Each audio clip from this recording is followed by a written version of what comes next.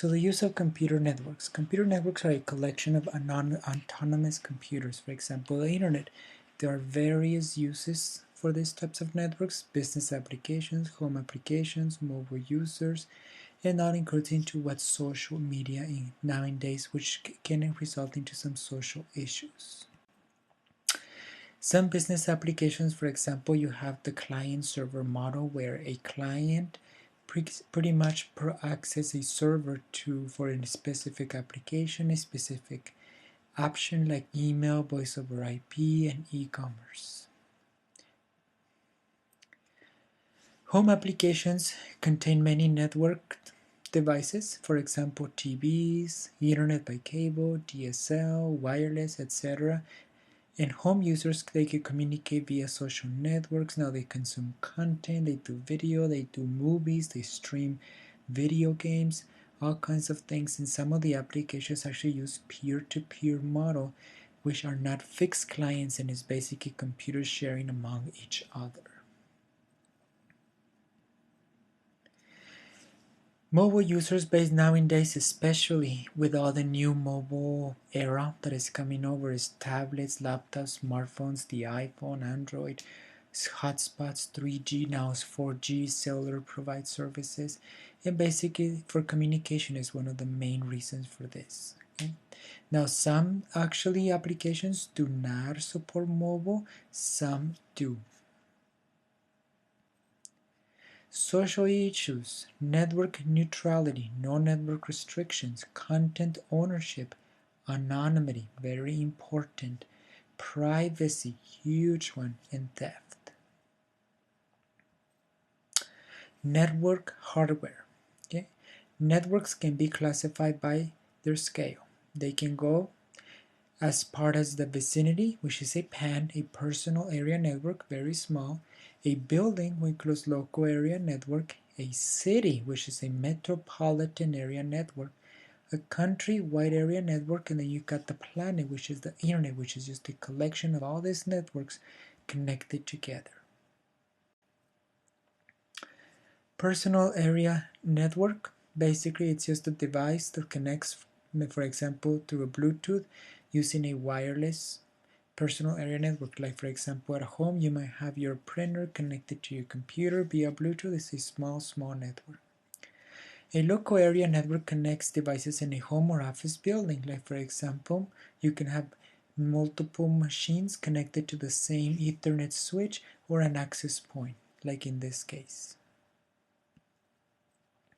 Metropolitan networks is like, for example, cable TV like Verizon Fios in this area, where you can actually connect devices over a metropolitan area and provide internet access, cable TV, and etc. A wide area network connect devices over a country. Examples of one connecting, they can have different branch offices, which is like, for example, a company may have to transmit some files from one side of the country to the other, then that will actually be considered a wide area network. And they often use, like for example, VPN routers to route their files across the connection. An internet service provider network can also be classified as a wide area network. Why? Because it is a large ISP that offers connectivity to customers in the country, at a city. For example, in this case, for the United States, you've got various ISPs like Verizon, Comcast, etc. A virtual private network, like how I was explaining before, can also be classified as that and provides basically connection between remote areas in a secure manner. Network software, you got protocol layers, design issues for layers, connection-oriented versus connection-less services, service primitives, relationships of services to protocols. Protocols, layer 1 is the protocol layer and is the main structure method used to divide the network functionality. You got different types of layers. Each protocol instance talks virtually to its peer, and each layer communicates only with the one below. The lower layer services are accessed by an interface, and at the bottom messages are carried by the medium. Number two, an example, for example, it can be a philosopher, translator, secretary architecture, where each protocol at a different layer serves a different purpose. For example, right here, we begin with the secretary, then from there we go into the information to the remote secretary, then we go into the translator, then from there the philosopher, and finally we get the message. Each lower layer adds its own headers and control information to the message to the transmit and removes it to the receiver. Design issues for layers. This point is that there are some issues that are not wholly the responsibility of any one layer, and they crop again and again again. For example, reliability is often considered a key function of the transport layer, making the transport reliable, yet reliability mechanisms also appear in other layers. Codes in the links, routing around failures and network layer, and replication on the application layer. TCP provides a reliable byte stream service for the transport layer. IP provides unreliable datagram services on the network layer. So for example, an RTP used to carry voice over IP provides unreliable connection service 802.11 Wi-Fi, provides acknowledged datagram service, and Ethernet provides unreliable diagram service. A service provided to the layer above as primitives.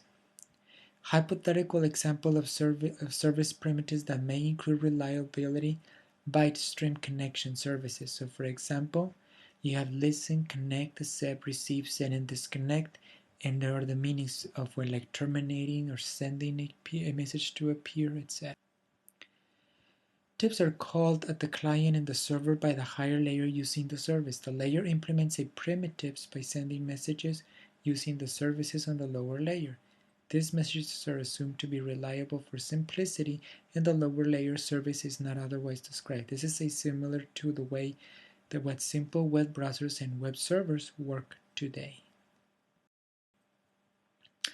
Relationships of services to protocols. Okay.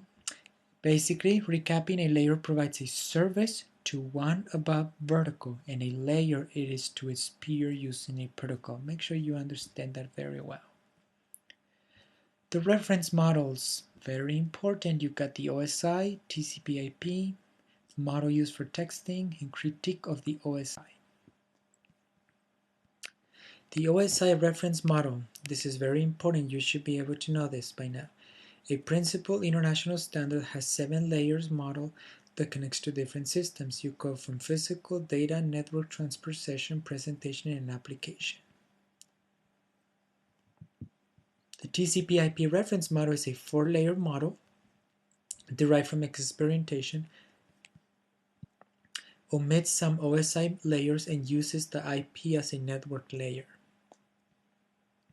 The significance is that the Internet devices speak IP only, which provides a point of interoperability that enables innovation both above new application and transfers and below new link technologies. The model that is going to be used in this book will be based off the TCP/IP model, but it will be called out at the physical layer and look beyond Internet protocols, physical link, network, transport, and application. So the OSI model is a very influential model with clear concepts. It models protocols and adoption of all bogged down politics and complexity, where the TCP/IP is a very successful protocol that work well and thrive. Weak model derives after the fact from protocols.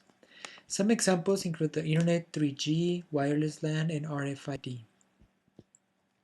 The Internet. Before the Internet was the ARPANET, a decentralized packet switch network based on Beran's idea. A decentralized or fully distributed is a contrast to the hierarchical telephone network that came out of Borehand. Unlike the telephone network, blowing up a simple important node will not break the network on large portions of it. Okay, the NSFNT was an academic research network growing out of the CSNet, that was created so that the universities without DoD contracts could participate. It was initially connected to the ARPANET by gateways and later took on the central role as the backbone of the Internet. The network through which packets passed on their way between parties connected to different parts of the Internet. The Internet Service Provider. Okay, it's Internet Service Provider, ISP, and IXP is Internet Exchange Point. ISP networks serve as an Internet backbone, and the ISPs connect peer exchange traffics within the network. Other customers connect to areas like cable, DSL, fiber, 3G, 4G, wireless, and dial-up, which we don't use much anymore. You also have data centers and most traffic. Okay, there's an example of the architecture of the internet. As you can see, many connections all over. 3G network is based on spatial cells. Each cell provides wireless services to mobiles with it via a base station. For example, you got cell phones and you got the base stations that they connect to those bases. Base stations connect to the core network to find other mobiles and send data back to the phone network and the internet. As mobiles move, base stations hand them off to one cell to the next and to the next track of their location. In 802.11, clients communicate via an AP, which is an access point that is wired to the rest of the network, but the access point provides wireless connectivity. Signals can include from 2.4 GHz IMS band and now sometimes all the way to 5. Radio broadcast interface with each other on radio ranges that may completely overlap. Okay? Both broadcast and different ranges are complications that do not exist on a point-to-point wireless. RFID and sensor networks basically include tags or stickers that are not even the battery, are placed on objects and they can be read. Sensor networks spread on the small devices on an area. For example, you have different types of that are constantly sending, and then the data connection point is constantly receiving. Network standardizations is defined as interoperability. Some of the standards, of course, include like communications, the internet, RFIC, CSS, HTML. Some of the metric units, you can see how it is like kilobytes, megabytes, gigabytes. And this is the end of chapter 1. Please make sure that you do the discussions and as well focus on your homework assignments. You will do both one theoretical and one that is practical. Thank you.